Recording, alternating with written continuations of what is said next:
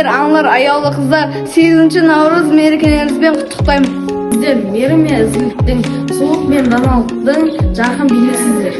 Сіздер отбасының берекесін арттырып, қоғамның дамуына көп үлес қосқан асыл жандарсыздар. Әр күндеріңіз қуаныш пен шаттыққа толы болсын. Денсаулықтарыңыз мықты, көңіл-күйлеріңіз көтеріңкі, армандарыңыз орындалған бақытты жан болыңыздар.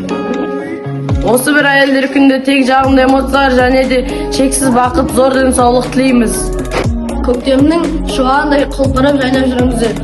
Әр күндеріңіз күлкі мен махаббатқа және қамқорлық пен қуанышқа толы болсын.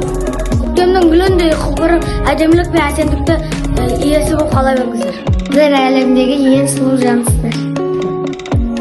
Жүздеріңізден күлкі мен қуаныш кетпесін. Мереке құтты болсын.